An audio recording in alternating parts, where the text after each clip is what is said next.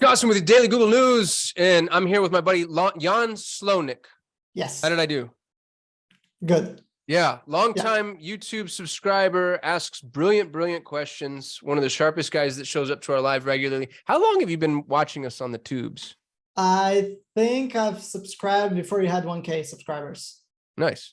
Yeah. So yeah, we didn't. I was going to say back when we didn't know what we were doing. The truth is we still don't know what we're doing. No. Yeah, but in the infancy of the YouTube days, super appreciate you, man. You've always been just like so engaged, and you bring hard questions, and those are my favorite people because it means you're thinking.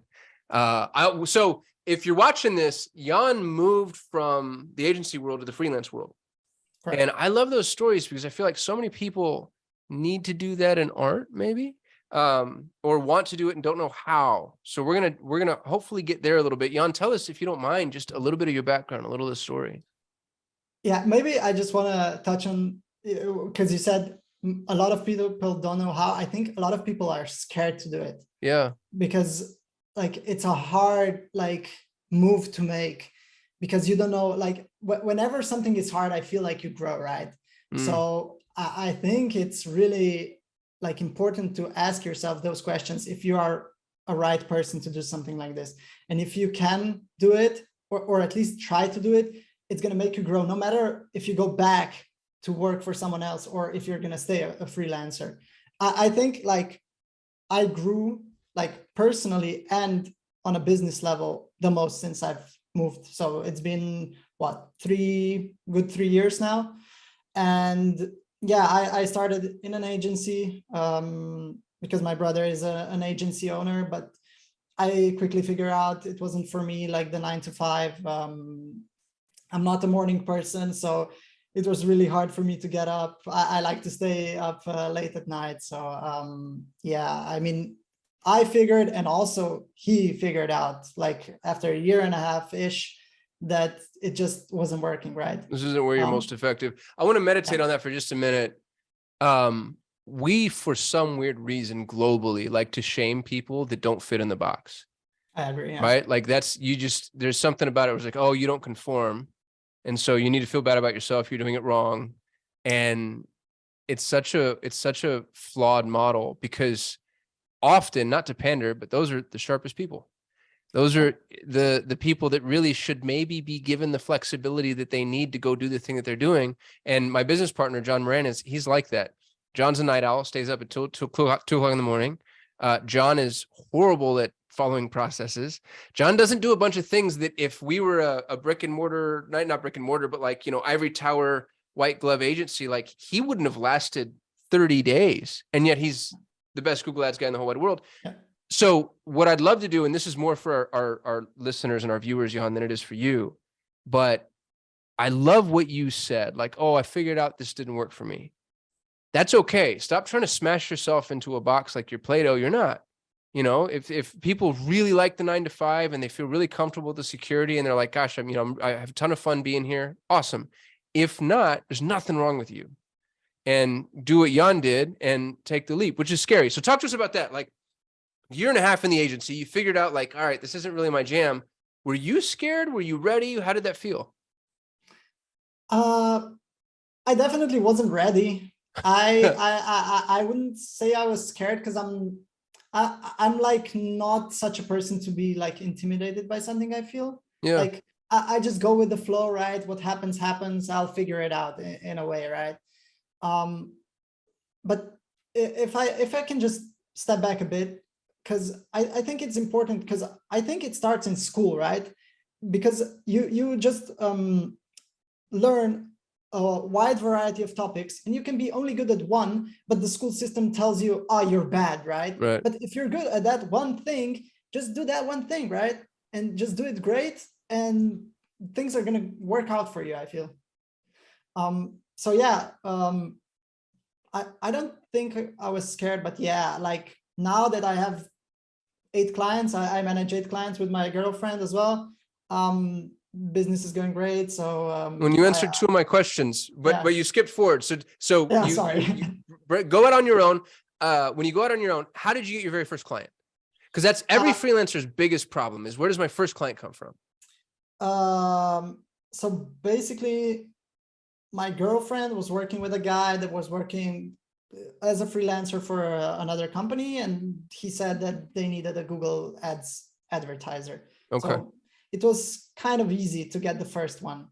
Yeah, well, dude, so that's the story lucky. that I hear from a lot of people is they started their freelance career after a client fell into their lap. Yeah. And so really for those watching that want to start freelance, maybe that's the key is run a flag up the pole, yeah. You know, on LinkedIn, put the word out, start talking to your network and just let people know, hey, I'm interested. And you don't have to quit your job, by the way. You can work your job, work freelance on the side, and then kind of figure it out. How did you decide what to charge them? How did you know what to bill? Basically the agreement was, it was about a minimum wage for Slovenia. So let's say you get about €1,000 net in Slovenia. It's a bit lower, or it was a bit lower at the time. So when I went as a freelancer, you have to open a sole proprietorship and you have to pay taxes. So it was like 1,000 plus the taxes, let's say. So I knew I was covered like on the lowest level I could be. And then I was like, okay, I'll get through the day with this kind of money, right? And the initial agreement was that I will be working 8 hours a day for that company. And I also did and still do some Facebook advertising for them. But nowadays, I don't do closely to 8 hours a day for that company. But I don't think that matters at the end. At the end is what you bring to the table, right? How well you can do your job, right? Dude, yeah. So you just said something that I think is really brilliant. The first piece of the freelancing model for me is you have to cover your nut. Like make sure that you can cover your core expenses. And then once you've done that, now you can start to be, you know, branch out, be more sophisticated, have higher end clients, but covering your core expenses is critical. Number one. Number two, the thing that I really liked is avoid anything that's hourly. It's not about the time in, it's about the output. What is it that you're doing? What is it that you're pushing out? And that's the freelance model. If you're going to be paid hourly, go be an employee somewhere. That's my soft opinion, I guess. Maybe I don't want to project that onto you. Do you agree, or do you work on an hourly basis? I totally agree. I really rarely work on an hourly basis. If I know it's going to be a really short project, for example, I might go with hourly rate, but I really try to avoid it as much as I can. Yeah. And so if you've got 8 clients, how did you get the other 7? Yeah. So I think for about a year, I only had that one client, and I didn't feel like even I was capable enough to take on more clients because I was still figuring it out, right? So I was mostly working on Google Ads, and sometimes I felt like I had no clue what I was doing. And that's where your channel came in. It doesn't go away, by the way, Jan. Yeah, I know. I still have this. You're doing something right. I still have this. Yeah. But at least now I know, okay, I can do it at a decent level, let's say, to put it mildly. But yeah, I was still figuring out a lot of stuff. I was watching your channel, like I still do basically daily. And that's how I leveled up my knowledge and everything I do. And then I got the second client after, I think it was just about a year, maybe a year and 2 months after the first one. And they reached out to me on LinkedIn. It was an agency that was looking for a digital agency that was looking for a Google Ads advertiser because they didn't have a proper one in-house, let's say.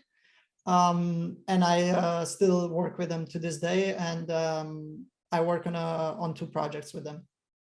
Dude, that's awesome. I love that they came from LinkedIn, by the way. I feel like LinkedIn is underappreciated, and it's a really good opportunity to do some networking. Not that cold outreach, jump in your DMs BS, but like some honest to goodness, real networking and outreach. If a meteor hit my business tomorrow and I had to just pound the pavement and get new work, it would be on LinkedIn for me. It's just so many people are so accessible, and if you'll take the time to really get to know them and their needs, I think, you know, because I get that question a lot. Where do you find clients? And I think LinkedIn is a good place, but it's not just like, oh, can I do your Google ads via direct messenger? It's being, intelligent and sophisticated and having good conversations. Like I don't even do that much on LinkedIn on its own. So it's kind of surprising to me how many like outreaches I get, like how many people write to me that they need help with something or even job offers. And I basically always decline them because they want someone like on the site, right? And I'm like, no, I'm really grateful I can do this like freelancing work from my home, especially like I'm a big introvert, even though it might not show. I kind of learned how to be an extrovert, let's say, but in my core, I'm still a huge introvert and I really don't like big groups of people. And that's why this didn't work for me, right? And yeah, most of my clients came from LinkedIn or referrals. Someone knew someone that needed help. And yeah, that's the easiest way. So, and I feel like the longer you are in business, more people will just reach out work to flows you. to the competent. Yeah. That's exactly right. Yeah.